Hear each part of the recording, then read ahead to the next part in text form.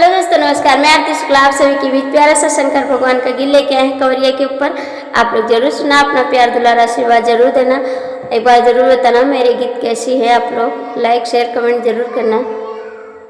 ईसैया दर्शन करा दी भोलेनाथ के, बाबा दुखरनाथ के ना। सैया दर्शन करा दी भोलेनाथ के, बाबा दुखरनाथ के ना।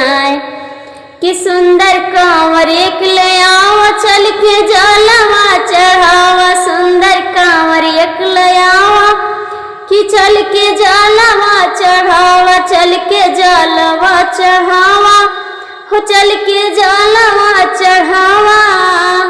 कि जलवा चढ़ावा जाए दोनों जान साथ में, भोले जी के माथे पे ना।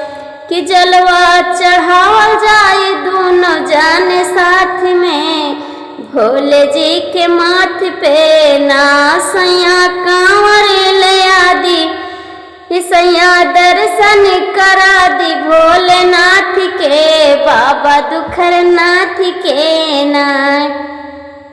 कि विनती करिस दिन रात, बाबा दे है सोहगात। विनती करी दिन रात, कि बाबा दे है सोहगात। कि आशीर्वाद लिहल जाई जोड़ी हाथ के, कि बाबा दुखरनाथ के ना। आशीर्वाद लिहल जाई जोड़ी हाथ के, बाबा दुखरनाथ के ना। सैया दर्शन करा दी भोलेनाथ के, बाबा दुखरनाथ के ना। सैया दर्शन करा दी भोलेनाथ के, बाबा दुखरनाथ के ना।